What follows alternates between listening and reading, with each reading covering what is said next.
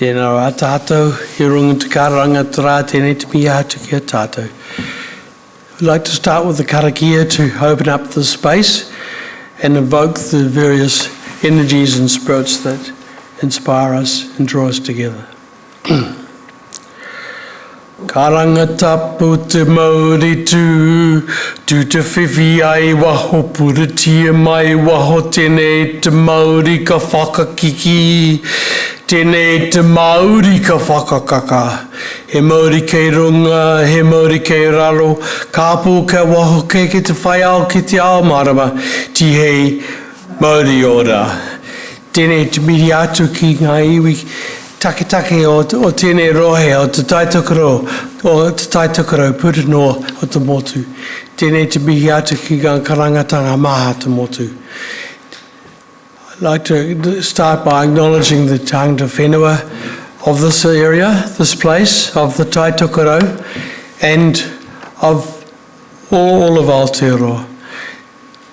We acknowledge them as the mana whenua. We acknowledge them as the First Peoples. We acknowledge them as those who greet us, who are visitors, arrivals, new guests in this country, and acknowledge their mana. And to us here tonight, we acknowledge you and the reasons that you have come to share this evening with Kate and with the Network Waitangi Whangārei. Nau mai, piki mai rā. Choice that you're here. Remember those who have passed of the recent weeks. I remember our friend's family in Gaza who passed away 2 days ago. We'll remember those who've passed away of our whānau, of our communities. Rātou kia rātou, tātou te kanohi ora te ao ko atu kia tātou, kia ora mai hui mai nā tātou katoa. Kia ora mai. Kia ora koutou, kia ora Tim o tō karakia, mo tō kōrero mahana. Kia ora koutou, thank you all for coming out tonight. Just thank you to Tim for your warm welcome and lovely words.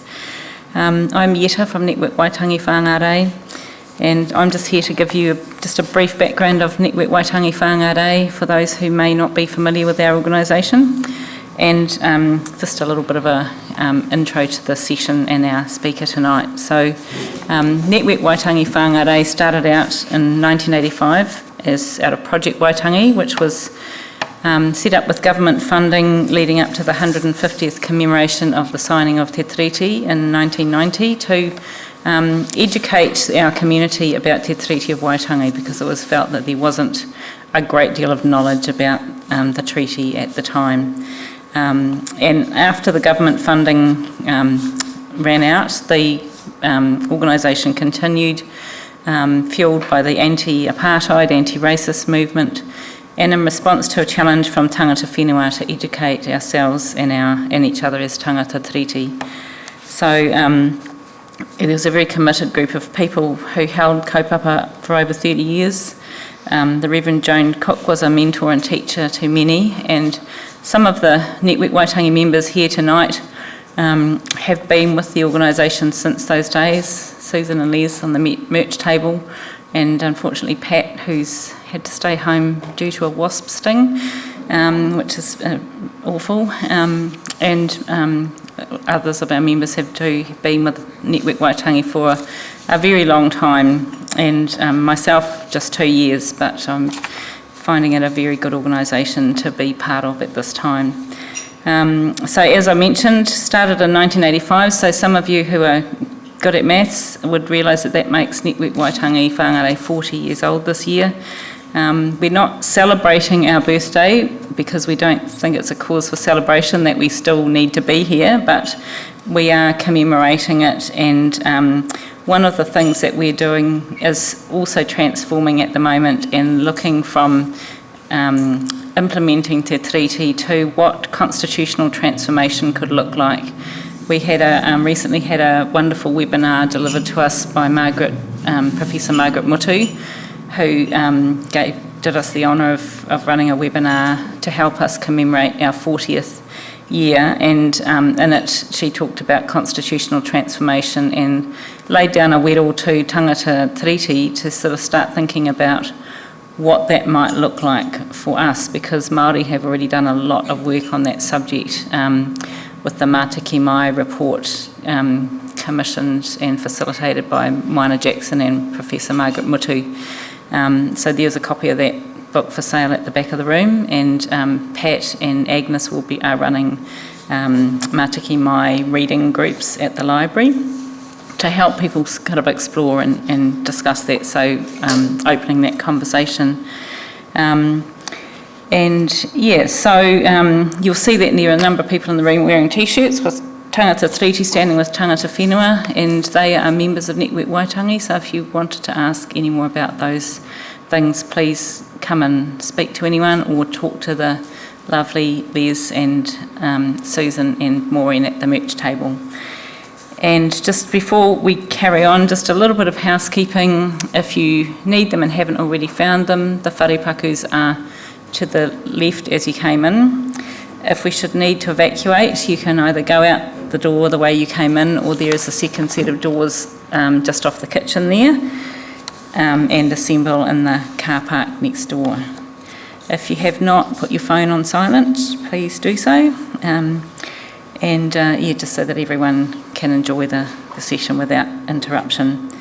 So in a moment I'm going to introduce Kate. So she's going to speak for around 40 to 45 minutes, and then we'll have a break for about 10 minutes where people will pass out pens and paper, so that if you've got questions you can write them down, and Moya, one of our long-standing Network Waitangi educators, will run the Q&A session on the couch here with Kate, so both asking the questions and at times providing some feedback as well from a local perspective.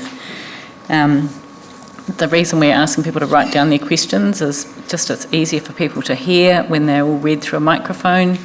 It's nice to be able to collate similar questions and ask them at the same time.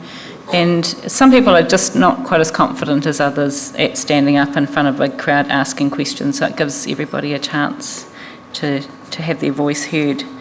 Q&A will go for about 30 minutes, and then we'll wrap up with a karakia and waiata.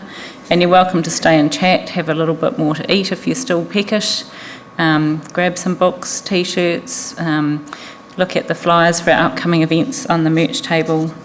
And just before I introduce Kate, I'll just go through our community code. We are curious, open and respectful. We speak from our own experience. We make space and take space. And no one knows everything.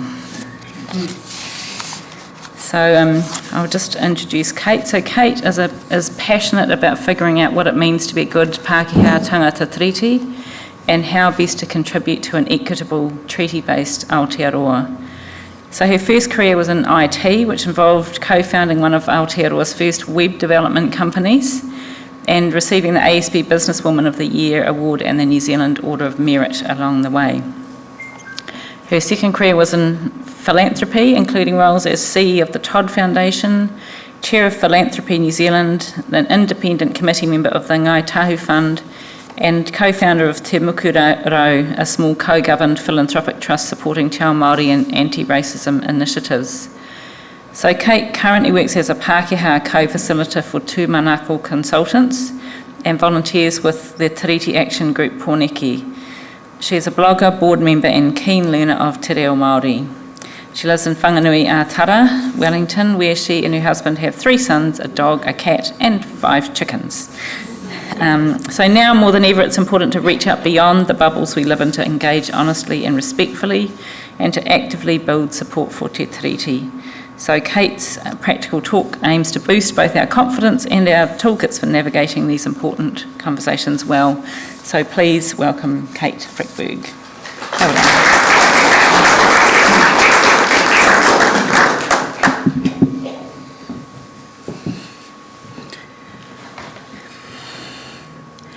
Tēnā koutou katoa. Tuatahi me mihi ka tika ki a koe, te kai karakia, ki toa karakia kua tuwhera I tēnei hui. Tua rua ki ngā iwi o tēnei rohi, ka tuku aku mihi ki a koutou. Nā koutou te mana o tēnei whenua. Tua toru ki a koutou katoa. Kua piri mai nei I tēnei pō, kei te mihi, kei te mihi. Thank you for your beautiful karakia, which has opened a space for us, and my deep acknowledgements of mana whenua. I feel privileged to be here on your beautiful whenua. And to everyone here, warm greetings. It's a real privilege to be standing here. So, I'm going to start with a little story. It's Auckland Airport. It's 6:40 a.m. on a Monday morning. The 7 a.m. flight to Wellington has just been called, and it seems that that's the flight that the MPs take. Because first I see Willie Jackson, and he's striding along with a man with a mission. Then I see Winston Peters, and he's kind of just moseying along, looking right, looking left, waiting to see who's going to recognise him. So I look at my feet. And then I see David Seymour, and he's still sitting at his table. And without really thinking it through, I go over to him and I shake his hand and I introduce myself and I say, I'm really hoping that you'll withdraw the Regulatory Standards Bill. His smile kind of dropped. He sat back and he snapped, why? So I started to explain, not as eloquently as I would have liked to. He came right in, interrupting. Conversation kind of ricocheted for a while. He stood up, looked at me with a kind of sneer and said, you don't have a clue, do you? I knew some people didn't like this Regulatory Standards Bill, but I didn't realise people were so ill-informed. And he left. I was kind of not in my most calmest state, so I responded, well, Mr. Seymour, I think you could be better informed as well.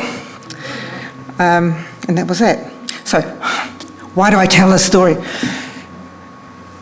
Is it because I changed his mind? No. No. Is it because he might have thought about it later? I don't think so. I can't actually remember myself what I said. Is it because I did a good job? You know, did we connect as humans? Did we have a good dialogue? No. So if we have these conversations and they don't seem to make any difference and we don't even do them well, why bother? Because, and this is a bit of a spoiler alert, these conversations really matter. Whether we do them well or not, these conversations matter. If many of us are having conversations about Te Tiriti, to our whānau, to our communities, anywhere, to our workmates, to that difficult uncle, we start to change the narrative in our families, in our communities, in our political system, and we need that. And I was lucky enough to view the video of Paddy last week. He was talking about, we need to use our voice, we need to stand up. Couldn't agree more. Never been more important. And what I hope from this talk today, maybe there'll be a few practical tools to make those conversations just a little bit easier. So that was a little bit of a prologue. I'm going to talk a wee bit about myself and the Te Tiriti. We'll talk about racism and then how we find our way out of racism to Tiriti-based anti-racism. Some practical tips and why these conversations matter. So this is kind of my visual whakapapa. On the top right there is Te Mata o Rongokako, also known as Tamara Peak, or the Sleeping Giant. You can kind of see him lying there. I grew up in Hawke's Bay, in the rohi of Ngāti Kahungunu. Most of my adult life I've lived in Poniki, in Te Motukairangi or Miramar, in the rohi of Te Aotearoa. Top left, that's South Africa. My parents were teachers, they were anti-apartheid, they immigrated here in the 1950s. Underneath that there is a small village called Gräsmark in western Sweden. That's where my Swedish grandfather Willem Frykberg came from. And underneath that there's Yorkshire.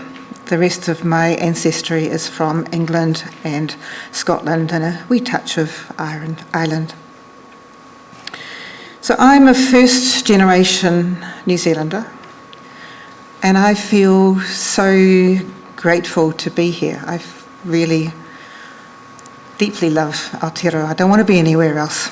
I don't belong anywhere else. I belong here. At least I sort of hope I do. Because our history is difficult. People who looked like me came into this country and, uninvited, imposed our government, took 95% of the land, suppressed language and culture. So my sense of belonging is kind of tainted by that, I think. However, there is this amazing thing called Te Tiriti o Waitangi. There it is, so unloved that rats and mice ate part of it. A very beautiful and generous document. Because in Article 1 it says, yes, non-Māori, you can come and settle here, you can govern yourselves. You can be, in effect, a self-governing tribe within an existing system of self-governing hapu. There were conditions attached. Article 2, in effect, the maintenance of tino rangatiratanga. Article 3, equal rights. So there is a framework for me as non-Māori to belong here, except that we haven't really abided by the agreement. We haven't allowed tino rangatiratanga to remain. We haven't provided equal rights. So we broke our contract and we need to put that right. So it's taken me a long time to kind of get here, into my 50s I think, before I sort of really started thinking, okay, this is actually personal. Now what I try and do is what I can to work for an equitable and treaty-based Aotearoa. I do that in various different ways, but I think probably the most important is just by having conversations. So when we have these conversations, we come up against racism. Because as well as coming in here and imposing the government, taking the land, suppressing language and culture, we also have the arrogance and audacity to often feel a bit superior, which is pretty much the definition of racism. A belief that race is a fundamental determinant of human traits and capacities, and that racial differences produce an inherent superiority of a particular race, and or the systemic oppression of a racial group to the social, economic and political advantage of another. That definition is important because that definition has been a little bit hijacked. Melanie Nelson is a wonderful blogger. She's kind of put this a bit more succinctly. Racism is not the recognition of ethnicity or indigeneity. It is the belief that being a particular ethnicity makes one superior, or it can be the oppression of an ethnic group to the advantage of another. So what we see in some of the conversations now is that word racism hijacked. Race-based policies. Therefore, in the thinking, a race-based policy is racism. For example, programs that support Māori to get into med school. It's race-based, therefore it's racist. Well, no, it's not. There's nothing there about superiority, there's nothing there about oppression. It's actually about equity. It's ensuring that we have Māori doctors to serve Māori communities. So there's a bit of a difference between, let's talk about equity. I like this little graphic. So equality is giving everybody a bike. Everybody's got the same bike. It doesn't work for someone in a wheelchair, it's too small for the tall guy, it's just right for the girl, and it's way too big for the little kid. Equity is about giving everybody the bike that works for them. So equity is about the outcome of everybody biking or everybody getting into med school, as opposed to the equality of one thing for all. So just in case we want to consolidate that, here's a little pop quiz. So for each of these things, you can just call it out. Is it racism, is it equity, or is it neither? So Māori wards on local councils. Equity, a joke portraying a culture negatively. Racism, lower ages for bail screening for Māori in Pacifica. Equity, because it affects Māori earlier. Air New Zealand recently appointing Nikhil Ravishankar as the new CE. Neither. Because, you can be absolutely sure that in that boardroom when they were appointing him, someone would have been saying, oh, the public might not be ready for this. So he was probably not only the best candidate, he was probably way the best candidate. The online reaction to the CEO appointment, where racism. 5 out of 5. Let's look at the different kinds of racism. So for a start, it can come in 2 sizes, big and small. It can come from 2 different sources, personal and systemic. By systemic, we mean the things that are kind of baked into the system. Sometimes it's called institutional racism. So that means there is potentially 4 different kinds of racism, and this is useful because we might have different responses to each kind. Small acts of personal racism and big ones. Small acts of systemic racism and big ones. So a little bit of kind of audience participation, if you're up for it. Get into little groups and try and think of some examples of each of these kinds of racism. What I suggest is that the people down the front here come up with some small acts of personal racism. At the back, large acts of personal racism. Over here, small acts of systemic racism, and at the back, big acts of systemic racism. So maybe little groups of 3 or whatever seems to work. Just a minute or 2.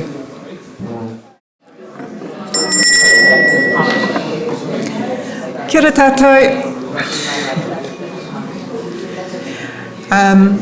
Everybody kind of come up with a few things? Great. So Yetta will come round with a little handheld mic, and we are filming this, so if you don't want to be on film, then maybe give someone else the mic. And if you can speak nice and clearly so that it will come through in the video. So let's start down here. Some examples of small acts of personal racism. Well, I think that as I've got older, I experienced more racism out there in the community. I've been raised in Whangārei all my life, and at Otaika Valley, and went to school out there. And I think that in the 60s and 70s was a brilliant time to be raised as a teenager in this country. And but I've been accosted up at the supermarket by a guy calling out to me and then telling me that I went to pick up a, muffin, and then there was packets, and then he started yelling at him. I told him, "You're harassing me." Kia ora whānau. Where are we going next? I guess an experience I had early on, riding the buses from Whangārei to Auckland, and assuming because I was obviously from somewhere else that I would agree with Maori bashing from the person who was sitting next to me, and making that assumption that that would be okay because I obviously would think the way they did. Just generalisations and assumptions about Māori as one race and not individuals. You know that, and that what that other woman was saying. I've experienced people just because they think you're a Pākehā that you're going to agree with racist vitriol. Yeah. Thank you to this group here. You were the small act of personal racism group? Kia ora, it's more, like you say, subtle conversations. It's the subtle jokes that appear funny, which actually are quite demeaning. There's no full Māoris in New Zealand. Well, these sort of comments, they come up in conversation that they're not even really thinking, and how hurtful that is. Yeah. Are we now on to the big acts of personal racism?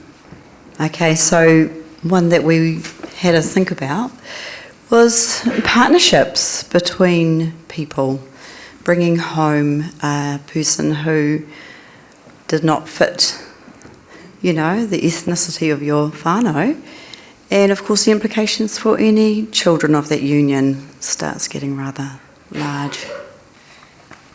Situations of hiring or where there's a power imbalance is a very obvious one, or also in kind of medical circumstances where there's a lack of kind of acknowledgement of a different cultural situation. We were trying to think of what counts as little and what counts as big, because often what's big for a person is perhaps not big on a national scale. But to hear a radio announcer making racist comments seemed pretty big to me. Oh, let's go down here. This is small acts of systemic racism. Okay. Who would like? You've got your hand. Yep. I think just to piggyback of what you said of big and small, we had a hard time coming up with something specific, and I am a speech therapist. And I said how I don't think there's very many Maori speech therapists that work in Aotearoa, and that's really important when you think of the loss of language after a stroke, and then having someone teach you speech or language of a culture and language that we never were or not competent of. So just how do you then define that as big and small? And even my day-to-day work, just working with individuals. So that was a bit difficult for us. I don't know what you guys found over here. I just had this little tiny example to give. So my surname is only 2 letters long, and when I type in those, registration forms, a lot of the time they don't recognise a surname that's short, and so I'm one of these people who has to constantly ring up the helpline and get that sorted. So it's a system that doesn't recognise a part of who I am. Yeah. I could give you a couple of hours of all this sort of stuff. And it goes back to having your fingernails checked, looking for a kutu in your hair, and being told by your mother, I don't want you playing with those boys. But I love rugby. And I wouldn't want to play with Pākehā fellas because they couldn't catch, couldn't kick, had no idea how to play a game. Whereas the other guys, they introduced tricks and a heap of fun. Have we got people here who've got some examples of? We had big acts of systemic racism, and what came to mind, the ultimate acts, I suppose, is legislation. So, historically, it's anything in a piece of legislation that disadvantages a group of people. So, yeah, overall legislation. Thank you. I think to Tautoko, that last comment about legislation, one that comes to mind is the cancellation of the Maori Health Authority, which is fundamentally a cancellation of a body that was allowing a Maori worldview to provide for Maori, by Maori, and to cancel it is to subjugate them. Thank you. I'll pass back to you now, Kate.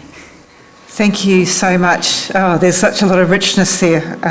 Amazing examples, and from the personal to the political. The system is, thanks to Dr. Heather Kame, it's adapted from her work, just to give her some credit for that. Just adding a few things to what's already been said. Examples of small personal racism that I came up with, eye rolls and sarcasm. And what's interesting in this is how you respond. So with this small acts of personal racism, you can be quite straight. So you can call someone out and say, "Oh, did I see you roll your eyes when we suggested a karakia?" Oh, no, yeah, that's... Another example, I was sitting beside an older Pākehā woman at an event. She asked me what I did. I said, I did some work around treaty education. She said, "Oh, are you one of those?" And I said, "Yes, I am." Silence. Then she said, "Well, I suppose it takes all different kinds." And I said, "Yes, it does. Yes, it does." Silence.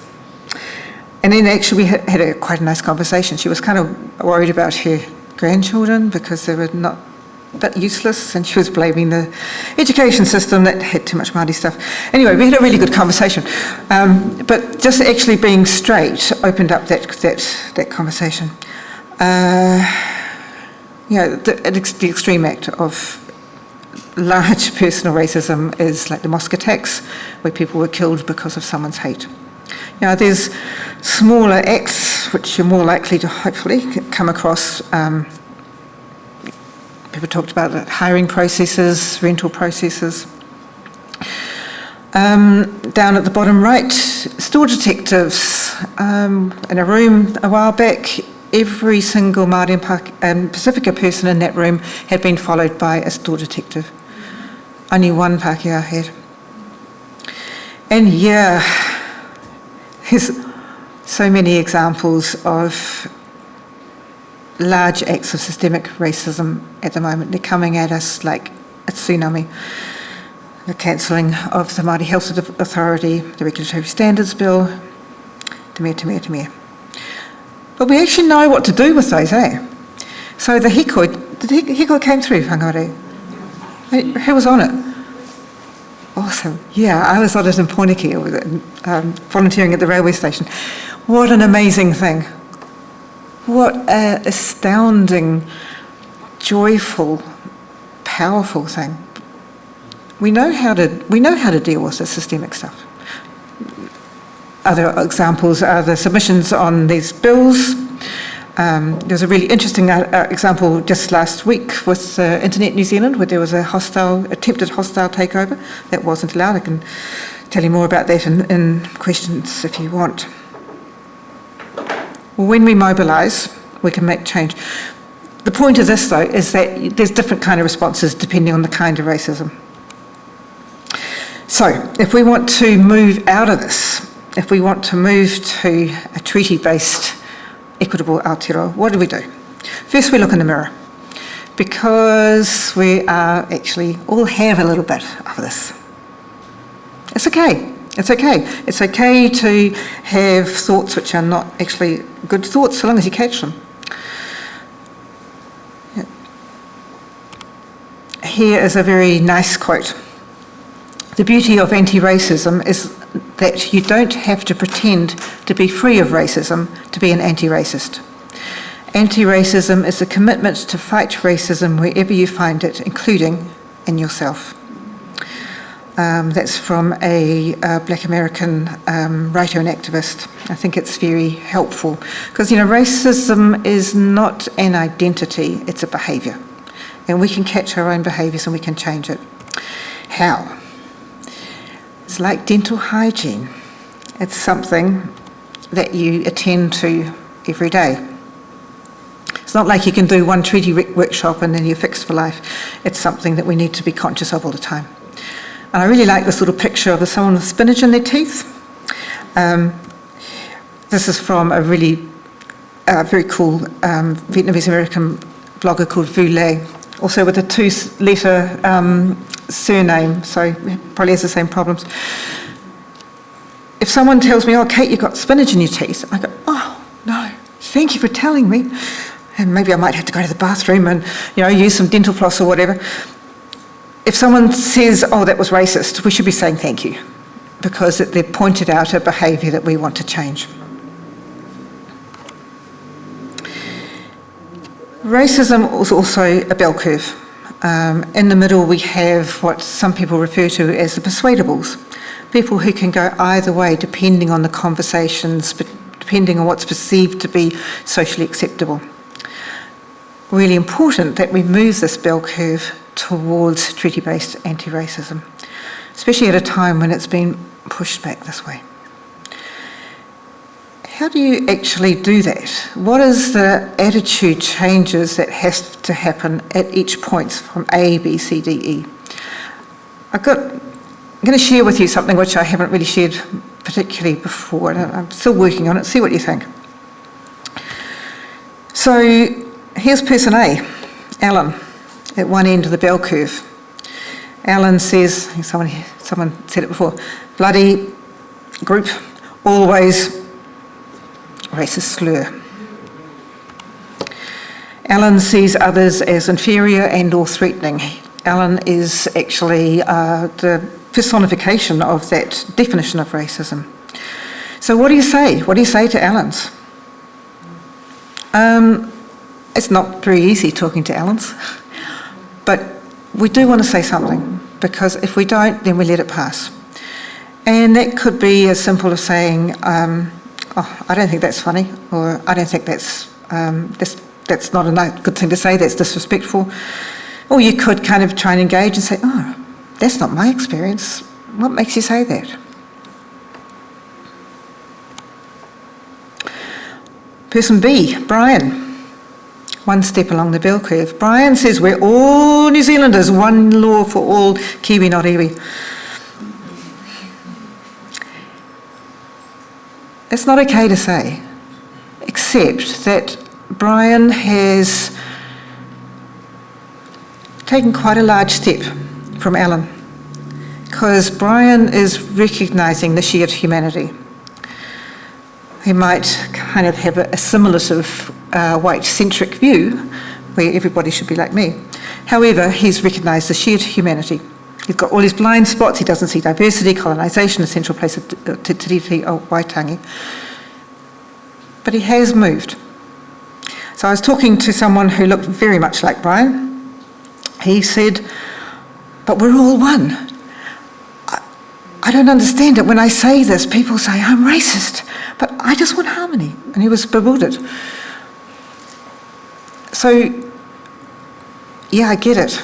We are all one in some ways. We are all human. We all eat and sleep and love. But we're not all the same. C for Cynthia, 2 steps along the bell curve. We're multicultural now. Māori are just one group among many.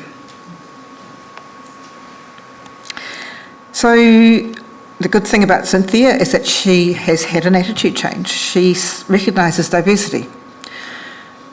But she doesn't see colonisation, and she doesn't see the central place of Te Tiriti Waitangi. And yeah, when talking to Cynthia, totally right, we are multicultural. How do you see where Māori fit in that? How do you see where the Te Tiriti fits? Here's Dallas. Past is the past. Why can't they just get over it and move on? Probably heard that one. Again, an attitude change. She has recognised that colonisation has caused harm, but she assumes it's in the past and she's oblivious to her own privilege and personal responsibility. Moana Jackson has, in my opinion, by far the best response to this. Oh, colonisation was in the past. Can you tell me which year it ended? And nobody can, because it hasn't. Finally, here's Ed.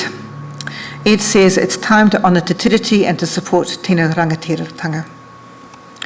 So Ed has recognised that he belongs here through Te Tiriti, and he wants to play his part in building a Tiriti-based Aotearoa.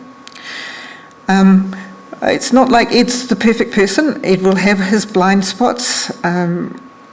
Anybody who's in the space kind of messes up quite often. But he's moved along that bell curve. So just kind of summarising that. Alan at the left-hand end is not recognising shared humanity or diversity or colonisation or Te Tiriti. Ed at the other end is recognising them all. And if in our conversations we move people just a little bit along, that is success. That is part of the process. Also just being, anything which divides people into categories are going to be kind of not very good.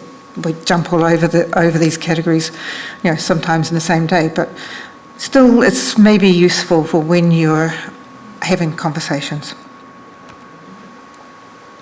So let's go through some practical tips. I see we're running a wee bit behind. I think I've got 7 of these. First is to have reasonable expectations. Sometimes it feels like you're just confronted with a wall of racism or certainty or prejudice. If in our conversations we can find a little window to let in some light, that's success. Another way of looking at that same reasonable expectations is planting a seed. It might grow immediately, it might never grow, or it might lie dormant for a while. I had an example of that a couple of weeks ago. An older Pākehā male who I had a few conversations with, didn't seem to make any difference whatsoever. He sent me an email, and in the email he said, "Oh, by the way, thank you for challenging my societal attitudes and prejudices." His words. But I thought, oh yeah, okay, there's a little bit of a germination of that seed. It's useful to know what works better and what works less well. One of the things about this is that it doesn't matter if you use those things on the left-hand side. It doesn't matter. It might not work as well as the things on the right-hand side, but what matters is having these conversations. However, calling someone racist is generally not the most effective because it just kind of makes people double down and they get angry. Building a respectful relationship, on the other hand, is more likely to work. Arguing, it becomes a who's going to win, who's going to lose, as opposed to dialogue, which is exploring ideas in a safe space. Lecturing, people tune out, as opposed to starting where people are at. And people might be at quite a basic level because, we weren't taught this in schools. My generation, not at all. And even some of the younger people, it's not taught well, even now. An example of this, my friend Madeline and I had a stall at the Riversdale Fair, very rural, very white. We had a stall called Everything You Wanted to Know About Te Tiriti o Waitangi, and we gave away chocolates and toffees, and people came and chatted with us because they wanted the chocolates. One old guy came up and said, "Oh, what do those Māori words mean?" And what he was referring to were the words Te Tiriti o Waitangi. So it's not going to be very helpful to start at a high level in that kind of conversation. Myth-busting, you would think that myth-busting would be very helpful. Tell people what actually happened, and unfortunately it doesn't work because people have alternative facts. On the other hand, if working from shared values is a bit more helpful. Number 3, finding your zone. If you're going to be in a difficult conversation, it's helpful to be calm and grounded and caring and listening and connecting with people. It's not always easy to do that. Some ways which are sometimes helpful: taking time to think first before speaking, acknowledging the emotions, pausing and breathing, and just asking our hearts for guidance and trusting that the right words will come. So if we're having these conversations, it might be a planned conversation. I'm a real fan of, getting into a part of a conversation and saying, look, do you want to have a coffee? We can talk about this in some detail. I'm not an expert, I'm on my journey, but I'm happy to share what I know. And that is, when people say yes to that, then they're genuinely interested. And I think, they might not be easy, but for me, some of the best results are there. But then you get it there in the cafe and you're kind of nervous and they're kind of nervous and it's all awkward, so how do you get started? Asking what they might like from the conversation, asking them what questions they're wondering about and creating a safe space for honest dialogue. More likely is that we're in a random conversation and someone says something ignorant or offensive.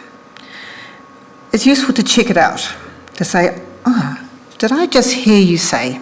There are 3 reasons for that. Number 1, you might have misheard them, and that's really embarrassing.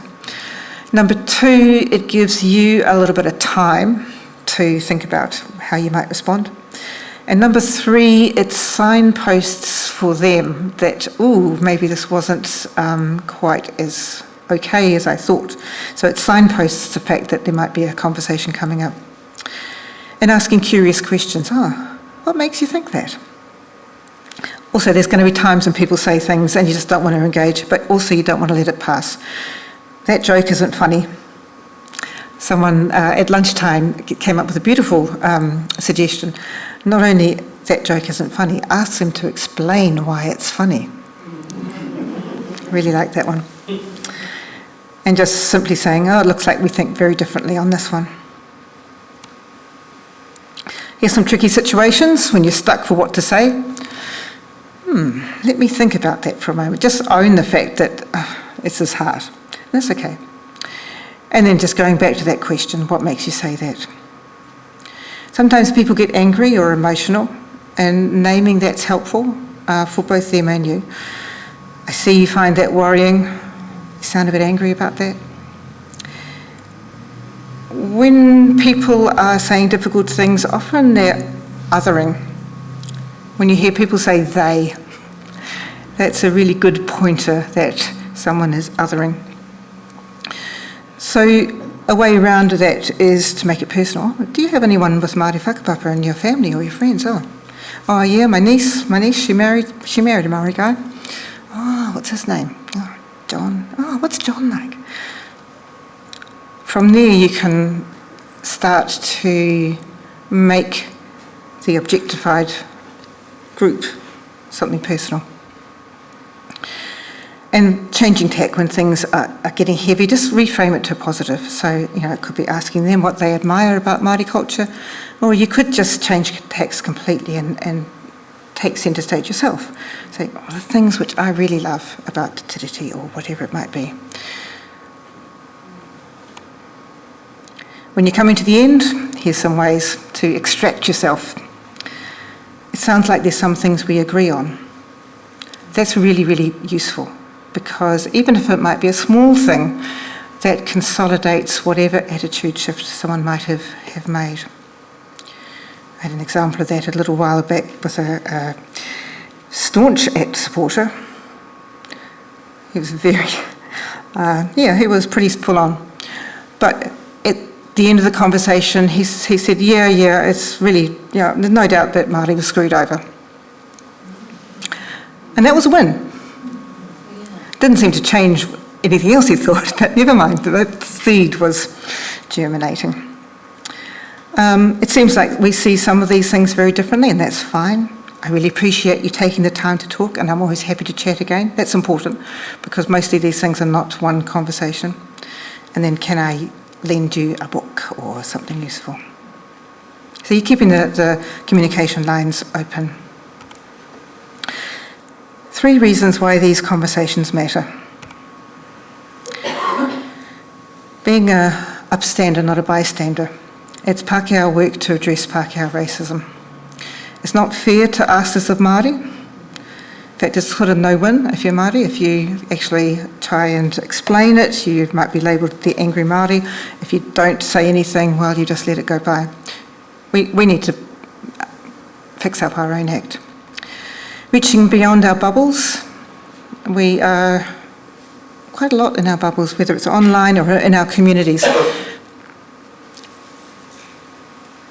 By being in our bubbles, we contribute to the breakdown of social cohesion. It's really, really important that we are talking across our bubbles. There's also the thing called social proof. So if I talk to another white middle-class person, I'm going to be listened to in a way that it might not be if I was talking to a different group. That social proof thing is when someone who looks like you says something different and you go, oh, actually, maybe that's okay for me to think that. And finally, moving the bell curve, people power, like the hikoi, like the submissions on the Treaty Principles Bill. That little rock and that balloon, that's another metaphor for the bell curve. So you can think of the rock as public opinion and the balloon as political agendas. The political agenda can only go as far as the rock it's tethered to.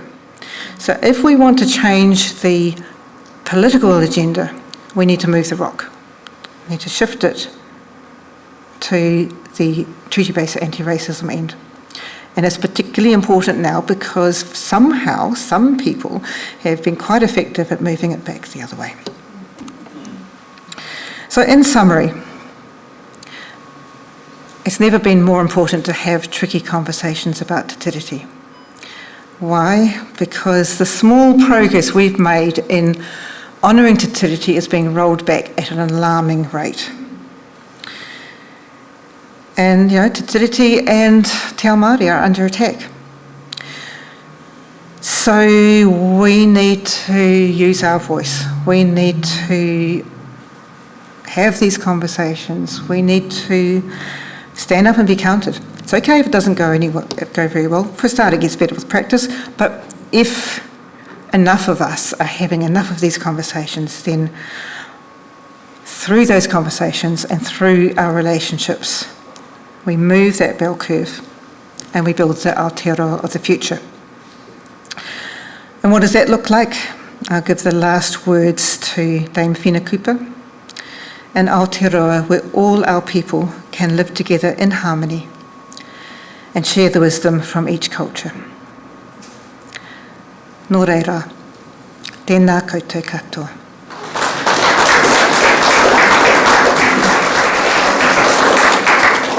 Thank you, Kate. That was amazing, wonderful. And even though I was here at lunchtime and heard you speak at lunchtime, it was just as good the second time around. So just wanting to quickly let you know what we're doing now. So we got our team is going to hand out paper and pens, and if you've got any questions, please write them down on the paper, and we're just running a little bit later than expected, so we'll just try and spend about 5 minutes doing that if possible, and then we'll come back together for a Q&A session with Kate and Moya, who's one of our Network Waitangi educators.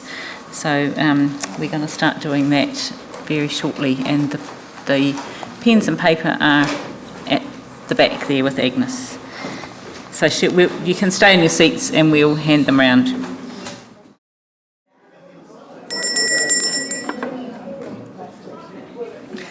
I found this bell today and I'm quite excited by it. Much more effective than my voice. So yes, just if you wouldn't mind to take your seats now, and we'll, got another question there, Ian? No. And we'll start with the Q&A. And we'll try to answer all the questions. This will depend a little bit on time. So Moya's got an alarm on her phone that will tell her when it's when it's time to finish, so I won't take up too much time, and I'll just pass you over to Moya and Kate now. Kia ora. Kia ora ieta. E ngā mihi nui ki a koutou, ngā mihi ki ta tangata whenua me tangata tiriti katoa. So Kate, that was pretty amazing, very clear and understated, and just, I've been told I'm too old to say on point, but on point, right? Really good. It reminded me when in workshops, you know, sort of come to a point where I say I don't believe anybody in the workshop who says they're not racist, and you know that I'm still racist, that I've been working on it a long time, but the difference is when I think a racist thought, I'll stop and think, oh my God, did I not get a good night's sleep last night, or am I feeling off colour, so to speak? Or, you know, did I not eat something properly, you know? And so, and I think that, you know, always feel the great relief of people to think that, you know, it's an acknowledgement that it's 600 years old and the thought patterns are there. And they come out, you know, they don't call it unconscious racism for nothing, eh? Because it's hardwired into that reptilian brain.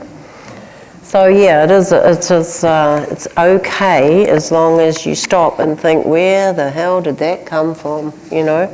And then turn the mirror, get in front of a mirror and think what's happening. So yeah, I really appreciated. I was going to ask you, like, you know, what were you thinking going up to David Seymour? But you said it yourself. You did it without thinking. I didn't think, no. Actually, I did, because I passed him on the street, because I'm in Wellington, you know, so you pass, and I passed, oh, there's David Seymour, and he passed by, and I thought, I really should have said something. I could have said something. Next time I see him, I'm going to say something. So I did. What can I say to Shane Jones on Saturday? Well, that's a tricky one, isn't it? It's, yeah. I look at him and I don't get it. I look at David Seymour and St Peters and I see people who whakapapa Māori but have kind of cut themselves off from it. And I don't understand where Shane Jones comes from, because, you know, he seems like he's really strong in his Māoritanga. And, you know, it's really awkward as Pākehā. Who are we to say to someone Māori, that's not okay, or we can't. So I have no answer to that one. Maybe someone else does. Yeah, I think it'll be a sign, probably, you know, a sign.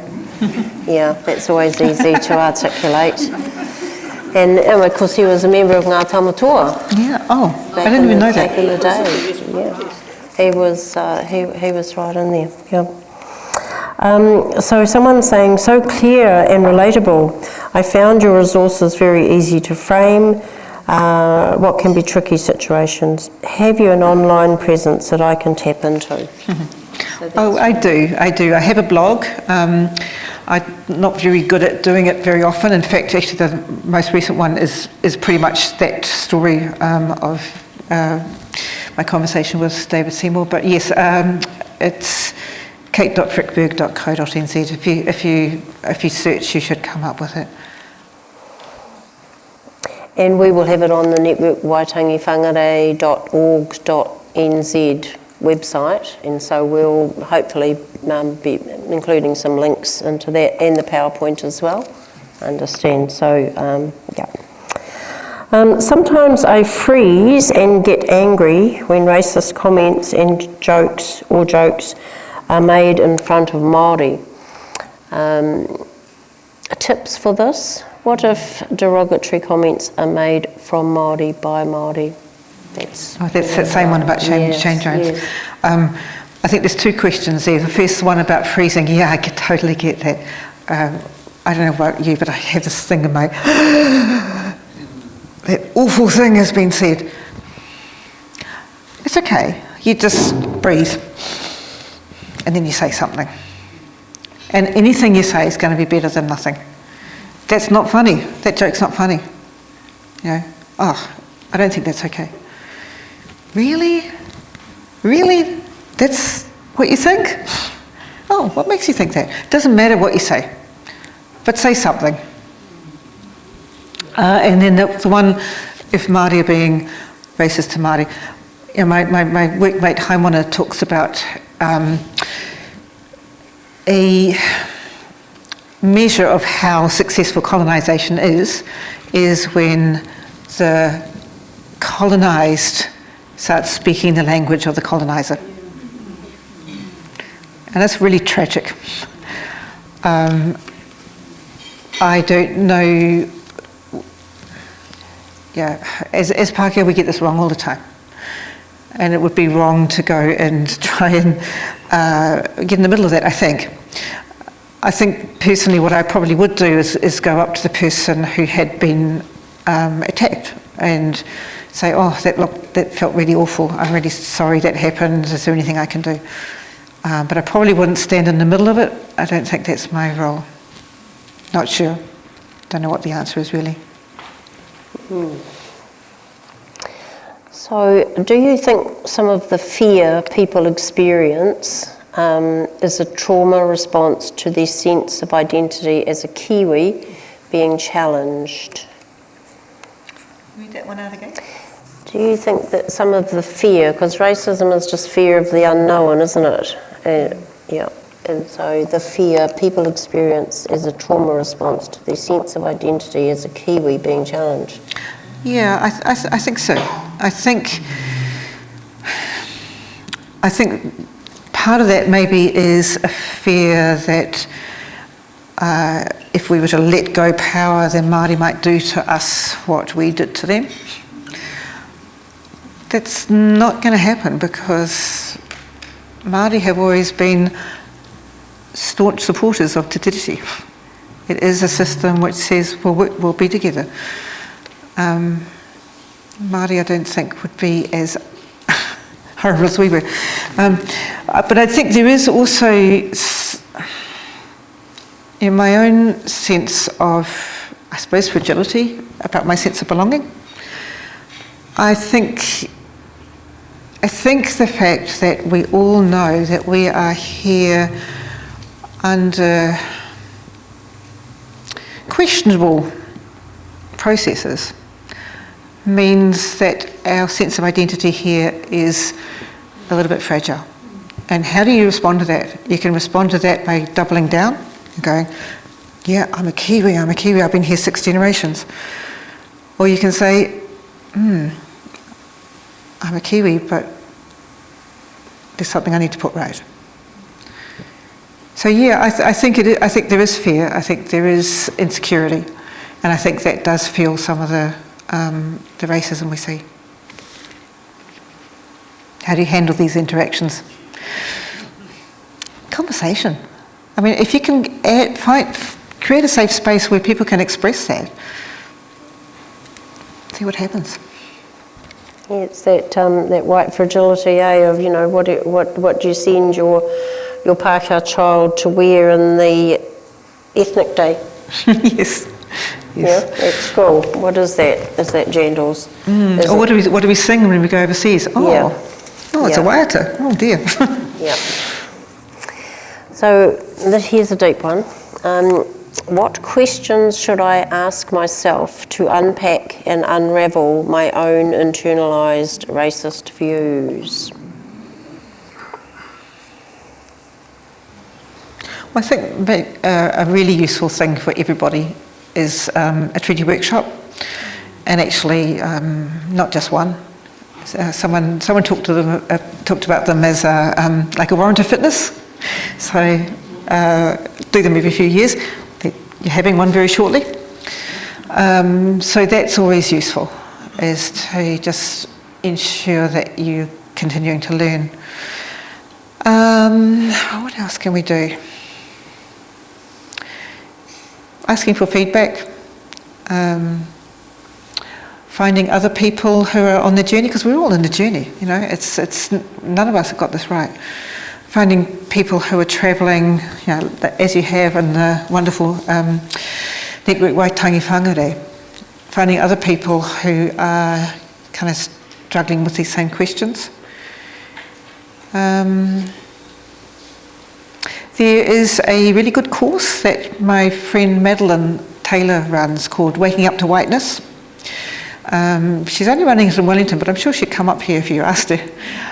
It's really good. It's really, she and her Māori colleague, his name is escaping me, which is really annoying, run it together, and it's quite a good sort of kind of deep dive into what it is to be here in this country. Do you want to talk about tauiwi tautoko in that same light? Sure. So another really useful thing to do is something called tauiwi tautoko. Been going for about 5 years, set up by a woman called Emily Beausoleil. Its kaupapa is to train non-Māori up to work online and go into those horrible racist comments and dilute the racism. They do different kind of courses. They do courses for global majority or people of colour, and they do courses for Pākehā, Tangata Tiriti. I've done the training and it's really good. The idea is that by being relentlessly positive in online spaces, we at worst dilute the racism.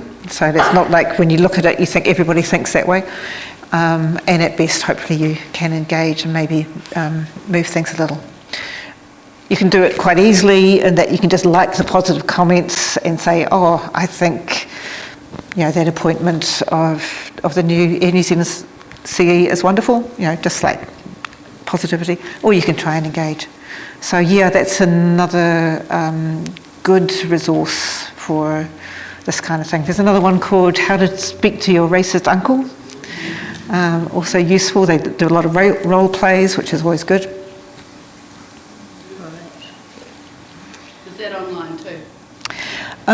No, that's personal, and so it's run by a woman called Gayatri, and I've forgotten her last name. And they do it in person because it's actually quite useful to have those role plays in person.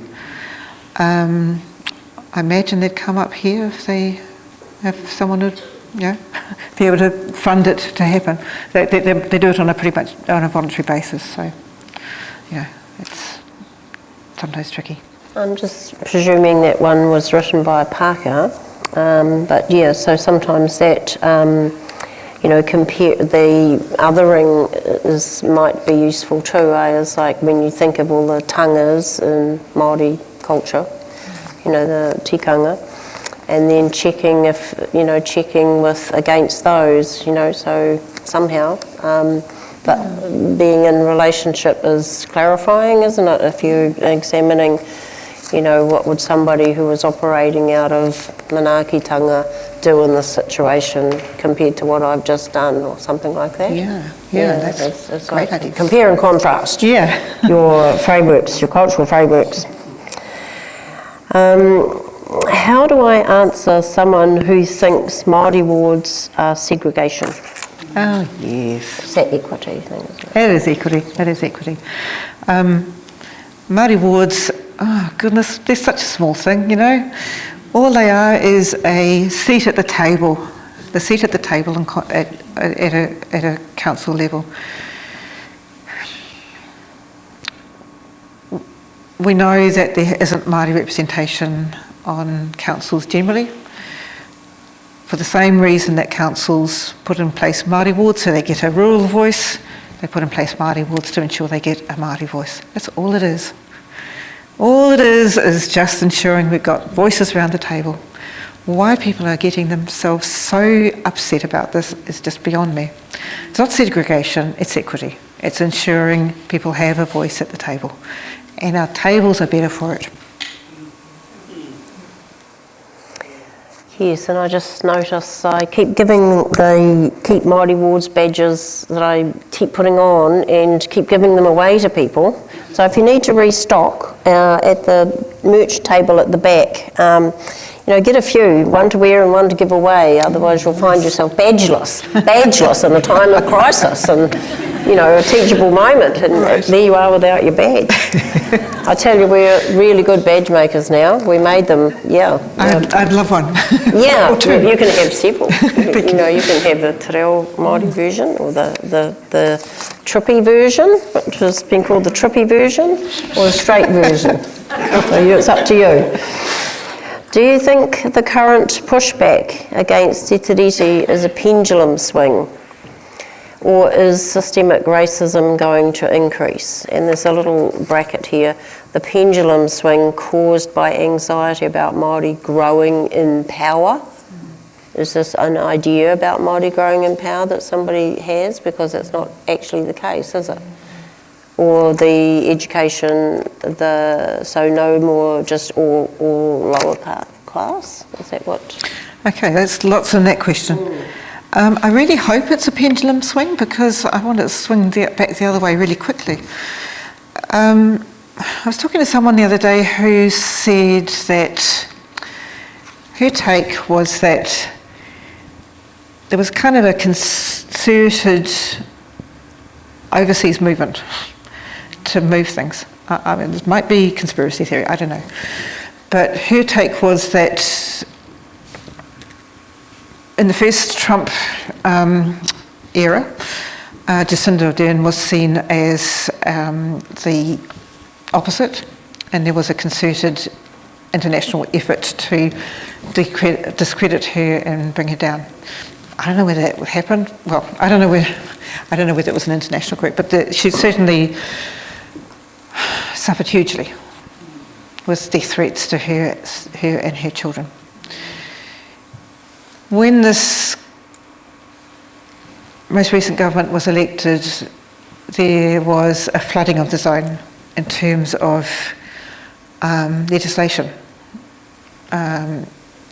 Apparently there's like 200 pieces of legislation that have either been introduced or passed, which are not only anti-Tiriti, but also regressive in other ways, climate change, poverty, etc., etc. So how were those bits of legislation so ready to go, Don't know. I'd certainly like to think it's a pendulum swing. And if it was possible to move that rock, that bell curve like this, then it's so possible to move it back. And how do we do that? That's us. That's us standing up and being counted, and we know how to do it. We've been on the hikoi, we've done those submissions on those bills. We know how to take action. We just had to do it.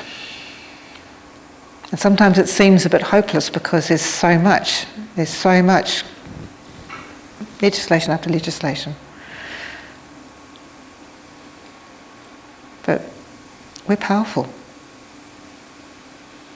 Each of us is powerful. And together we're even more powerful. So, question around anxiety about Māori growing in power. Yeah, well, the Māori Renaissance. There has been some amazing progress. There's been the whole revitalisation of the language, tikanga, more voices speaking out. It's fantastic. And maybe part of that is fear. We talked about fear before. I think fear is a strong motivator of racism. There's nothing to fear though, This is wonderful. A treaty-based future is something which we're all going to benefit from, because, as Whina Cooper says, we can share the wisdom from each other. And we need that wisdom right now. We need to rethink how we live with the land, for example, not as exploiters of the land, but as caretakers of it. So yeah, let's make that pendulum swing back. Kia ora.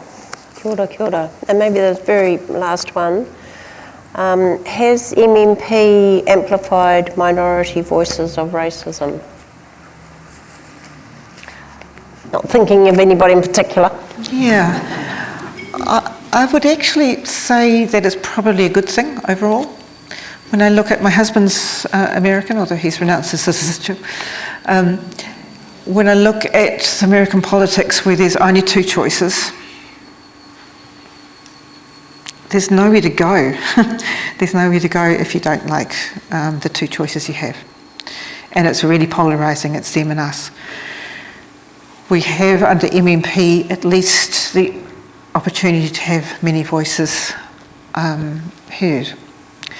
The problem, it seems to me, is that some small parties seem to have more than their fair share of influence. Not quite sure what you do about that. Perhaps it's just a need for strong leadership. And not of that minor party. Yeah, other minor parties, perhaps. Okay, so we just really, it's coming to the end of not just tonight, but 4 Wednesdays of these talks. And so what I'd really like to do is just do a big shout out to the cooks. Jodie and Roslyn have held these 4 Wednesdays,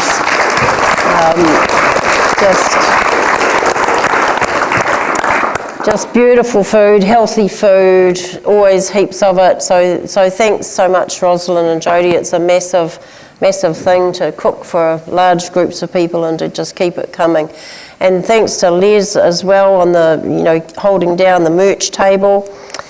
And all of the ones who do like Ag and Pat, who do the Mātiki Mai conversations, that's like you say, we have to come up with something. It's up to Pākehā. Māori have done all the heavy lifting, have suffered and then gone through into envisaging a Tiriti-based way of making decisions nationally. And what have we done? Almost 10 years now, silence. So if there's anything, it's about Pākehā and Tauiwi having the conversations among ourselves.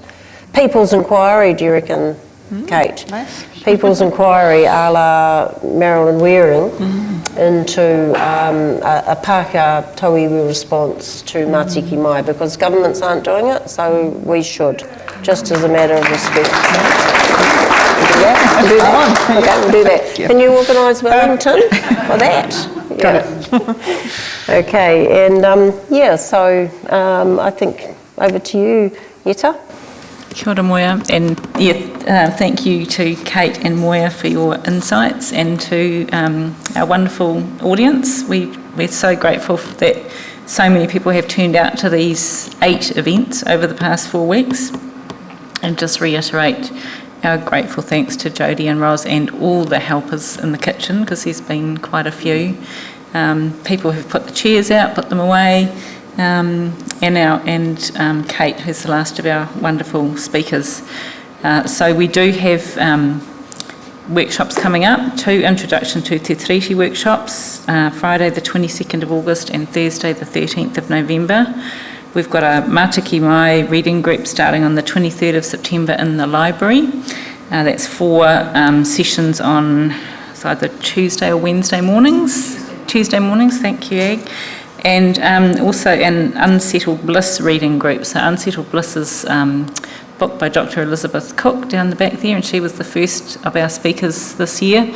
And it's a great book, very challenging to us as Pākehā and Tauiwi, Tangata Tiriti, to really examine ourselves and what we are doing to uphold and implement Te Tiriti and promote and progress constitutional change. So, ka tai mai te wā.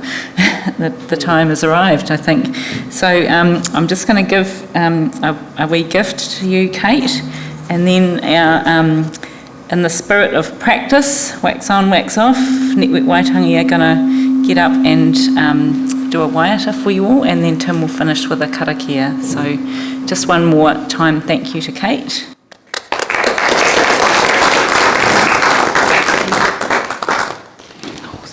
Oh, Thank you so much. And there's one other thank you that is from all of our group to someone really special who's been with us across these 4 weeks. It's Mr. Cameraman himself.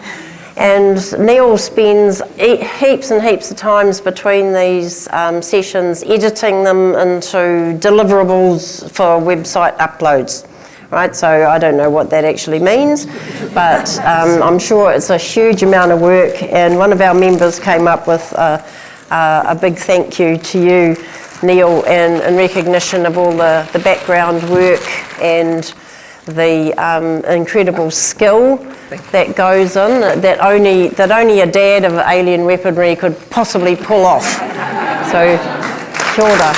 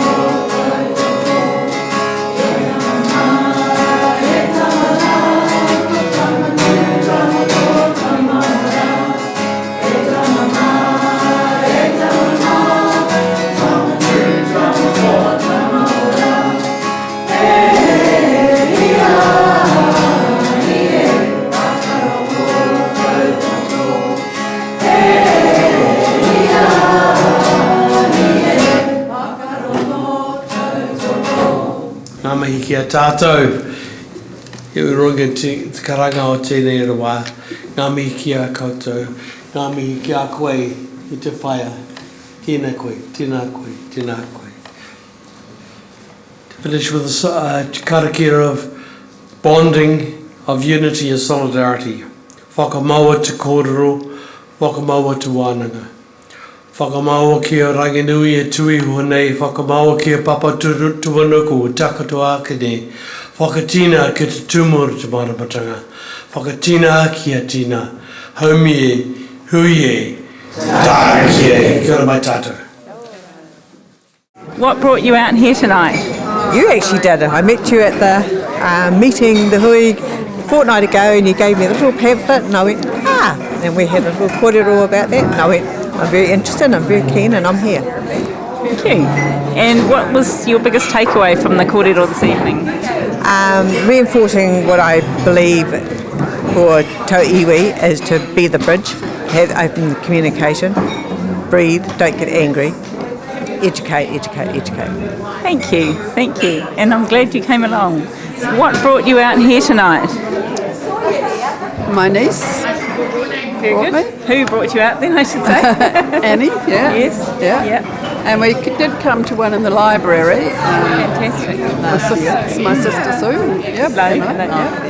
And what's your biggest takeaway from tonight? So much to take away. It was absolutely fabulous. Yeah. Really appreciated Kate and explaining it all so clearly. We live in a village up in Tikipunga, so got we're on a little group of ordered matariki to them and a few things like that. So hopefully we can go a bit further with them. Yeah. Thank you very much. Have you got anything to add to that? Well, no, it wasn't. I just loved the way she explained how to deal with tricky conversations, because we do have them, and sometimes you do the freeze and think, oh, I don't feel comfortable with this, but you don't know what's a good way of dealing with it, you know, because where we live, everybody is our age, we're all in our 80s or something, you know, and they can't have entrenched views, and a lot of people have come from the northern hemisphere, and so they bring with them that too, you know, so so it's just a matter of getting alongside people, and this is a good skill to learn.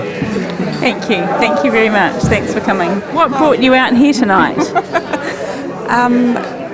Really good pātai. I have only just discovered Network Waitangi Whangārei, but I've been following them in Otatahi. So this was an eye-opening that I could come and actually participate and hear what's going on in the wider, local space. What's your biggest takeaway from tonight?